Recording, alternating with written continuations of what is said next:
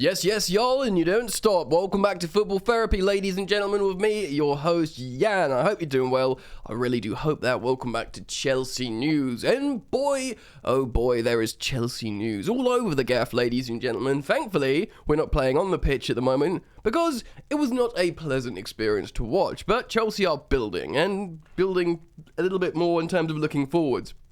Of course, we've assembled the Avengers team of recruitment for joined up thinking moving forward from building a team moving forwards, and Chelsea are, of course, not only looking to build this team for now, but we're looking to build this sort of super future team, you know, the young talent pool moving forwards. We're going to reflect on that a little bit today, speak on Cesare Cassidy, Arsen Zakharyan, the most creative under 21 player in Europe. Oh, that sounds good. A little bit more on Endrick. He's learning English.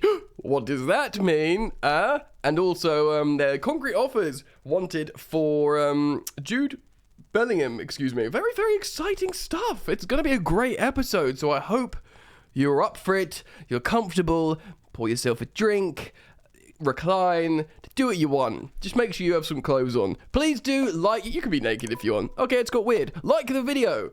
That helps me out. Let's see if we can go over 2,000. That would be really, really helpful. We seem to be not getting over that 2,000 mark anymore, which is sad. And you can be the difference maker by going, done, mate. A click of a like, a click of a button. And you are welcome to subscribe, and should you choose to do so, you can hit that sweet, sweet bell, baby. Right, where to start, eh? Let's start with young Cesare Cassidy, the Italian midfielder that we signed from Inter. We spent a lot of money on him, actually. He's been interviewed. I'm going to read some quotes off Football.London. I believe he's been speaking to, Gazzetta dello Sport, of course, Italian publication.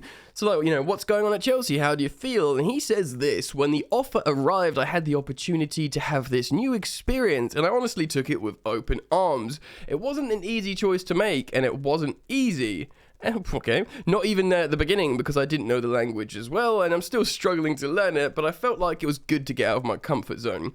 Yeah, he's a bit of it was a left field signing, this kid from Inter. We were like, okay, we spent a lot, because we just spent loads of money on Carney Chukwuemeka, who, by the way, also goes into this. We're not talking about Carney today, but we know he's an 18-year-old. He's playing in the first team. He's part of this future build. But, you know, he was like £20 million. And Cesare Cassidy, who's not with the first team, who's with the development squad, was similarly a lot of money.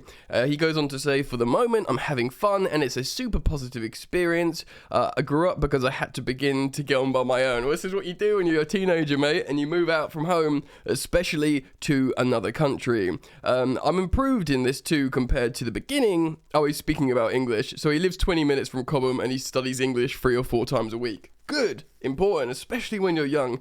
I was improved in this too at the beginning, but I have to learn it well, beyond football, because it's the language that today we need to know, English. There's more intensity, the game and speed is higher. So look, he goes on, Cesare, to say he's very much invested. I think this interview was done because it was a relatively high profile signing, and of course, because he's playing in the development squad, he's gone under the radar a little bit. But he's a good player, and he will be playing potentially in the future in the midfield with Carney Chukwuemeka. You know, hopefully, fingers crossed, Endrick up front, should Chelsea be able to secure that signing. And then, you know, who knows, maybe even Jude Bellingham in the midfield. Another player in the midfield I want to talk about, which we can talk about now, is Arsen Zakharyan. Now. Arsen Zakharyan was meant to come to Chelsea in the summer because he's I believe, a Russian international. There's issues, of course, with the conflict, invasion in Ukraine at the moment. He's looking to change his nationality. I can't remember if it's to Armenian or something. Change his nationality so he can transfer to Chelsea. Who knows? Maybe even in January. In a matter of weeks, he could bowl up at Chelsea with, by the way, I keep forgetting to mention this, and you rightly have reminded me, Gaga Slanina. We've been talking about goalkeepers recently because Edouard Mendy, there's a chance he could leave Chelsea.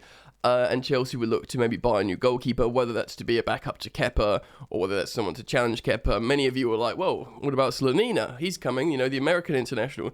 He's 18 years old, and an 18-year-old doesn't go from a decent MLS season straight into the Chelsea team.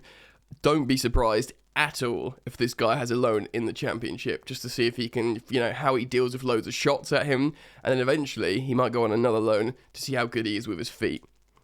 I mean, I could be wrong. The dude could just come to Chelsea in January, train a little bit, and they go, oh, he looks good, play, you know, and suddenly he's in contention. That's, you know, stranger things have happened in the world. If you look at Gianluigi Donnarumma, of course, for AC Milan, he was their first team goalkeeper when he was 16, I believe. So stranger things have happened, but on Arsen Zakharyan, of course, he's a young player as well. He's in that joined up thinking. I'm going to read you something very interesting in a moment, but this little article here from Caught Offside is highlighting Zakharyan, Endrick and Lavia. The West London Giants the West London Giants. That's going to be our club name, isn't it? When Todd Boehly finally gets his way. The West London Cowboys Giants. So there's been plenty of transfer news around Chelsea in the last few months, as the new owner Todd Boehly has been busy rebuilding the squad since buying the club from Abramovich. The West London Giants set to continue scouring the transfer market for top young talents, with Fabrizio Romano providing exclusive updates on his briefing about 3 young players. Romano has discussed the situation and the interest with Endrick, Romeo Lavia, of course, the Southampton player that was just bought from Man City's academy, and apparently we made a £50 million bid in the summer, but since Matt Law, of course, of the Telegraph, who's well informed, has since poured cold water on that and said, yes, Chelsea made an approach for him, but not £50 million. And Arsen Zakharyan, with mixed news on the potential targets. Part of Chelsea's rebuilding job means they are tracking some of the best young talents in football. Still, this could be a long process, Romano explained. On Endrick, ding ding ding, Chelsea are in the race with Real Madrid and Paris Saint-Germain, but it's still too early as nothing is decided yet. The Palmeiras wonder kid has also confirmed he is studying English. Quote, but I'm not going to answer about the future of my club, of course. I'd like to play in the Champions League in 2, 3 or 4 years' time. I'm open to all clubs and waiting for the best proposal for me and my family. Let's put a pin in that, we're coming back to it. So Romeo Lavia was a target in the summer, but there's no fresh contacts yet. I'm not overly bothered about the Southampton player. He's a good player, but Arsen Zakharyan wants to move to Chelsea, and they're working to sign him. They have many real talents on the radar. Now, the interesting thing about Arsen Zakharyan is he's openly spoken about his desperation to join Chelsea. Understandably, from whatever the Russian league going to Chelsea. This is from Mozo Football via CFCPYS on Twitter. The most creative players per game aged under 21. So I guess this is chance creative, essentially. So Arsen Zakharyan is 19, and he's top of the list. Granted, it will be, in a weaker league, but it's free. I guess this is big chances per game.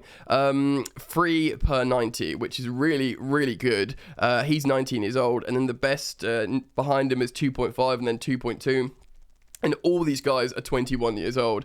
So he's first, but second, third, fourth, fifth, sixth, and seventh, they're all 21 years old. And they're all like between 2.5 to 2 per game. He's on 3 big chances per game. Starboy settings, ladies and gentlemen. We are calling out for a creator in the Chelsea team. And even if he's part of this future rebuild, the team of tomorrow, Todd Boehly's Chelsea project, the London Cowboys 2023 to the next 10 years, I've got an itchy nose, then, man, I'm all for it. He looks like an absolute player, Arsen Zakharyan, and he's desperate to join Chelsea. He keeps talking about it. He seems really, really driven. He's been compared to Kevin De Bruyne. Don't get excited, and I know the comparisons don't help anything. And this is how football works. You amp up some youngster, and then he flops. No, well, regardless, his play style is very exciting. He loves a long shot, and he's a very creative player, and he's desperate, and is very vocal about joining Chelsea. Watch this space, Arsen Zakharyan. Of course, Endrick has spoken about learning English now.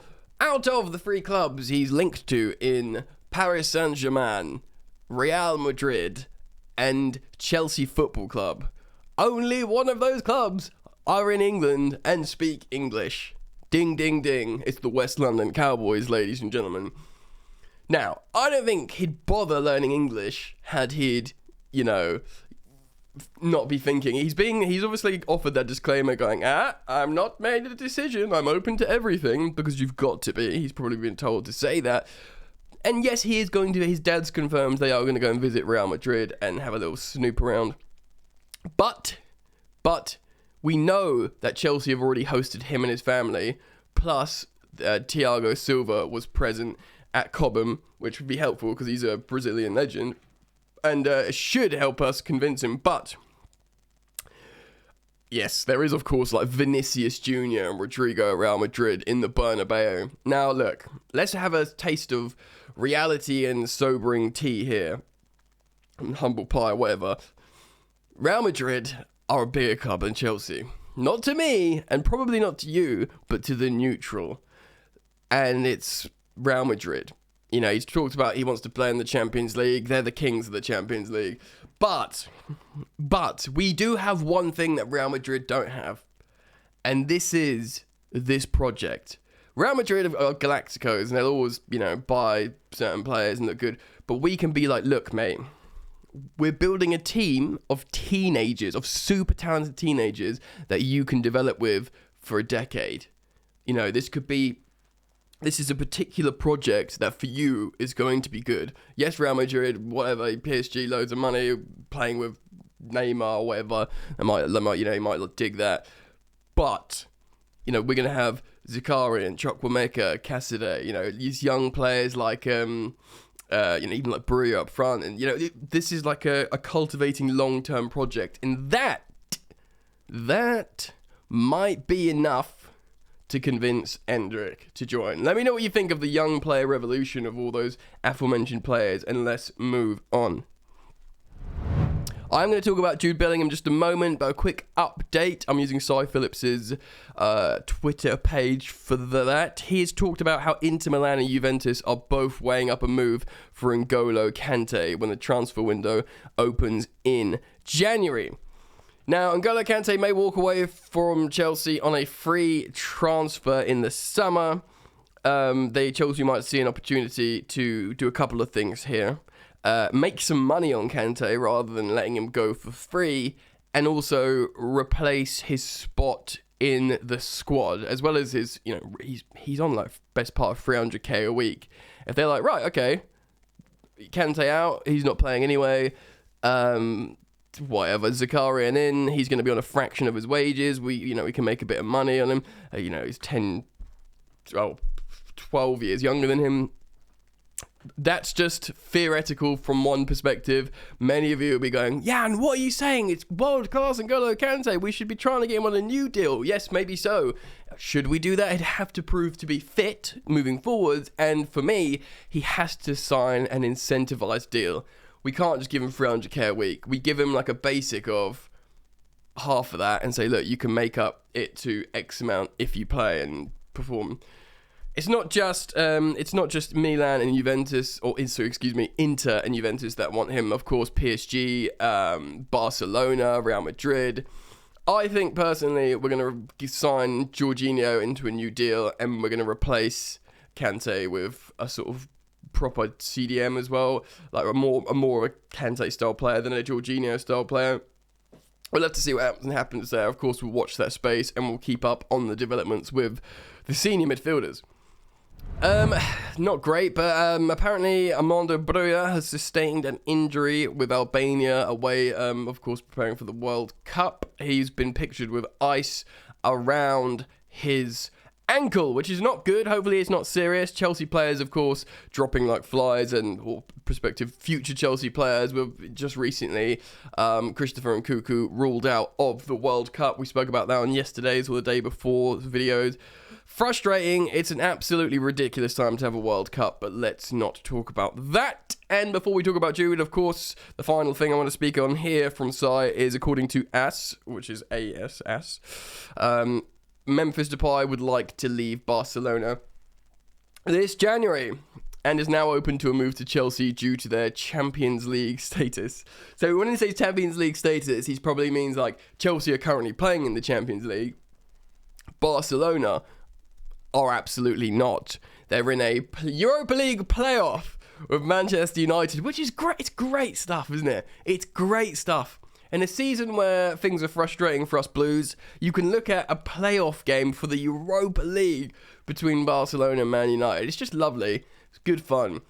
Depay, though, he's a good player, I suppose, isn't he? It would be interesting to see if he plays really well for the Netherlands in the World Cup, and then suddenly, well, that would just push his price up for Barcelona, wouldn't it? But that's the only thing. You'll only get excited about him if he plays well in the World Cup, but then you're going to end up paying more.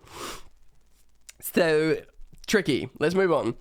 Alright, the final part of this video, I want to talk about Jude Bellingham, of course. There's been several reports historically over the recent months that Todd Boehly has been having meetings with the Bellingham camp. But now, reportedly, Sport Build are saying that his family are looking for concrete offers. So, and this is from the main linked English clubs. Jude Bellingham and his agents are demanding concrete offers from Chelsea, Liverpool, and Manchester City before they decide on the midfielder's future. That's according to Bild, who of course cover the Bundesliga and stuff like that. And the significant disruptive factor his future is providing in the dressing room. So yeah, he wants to know what's going on.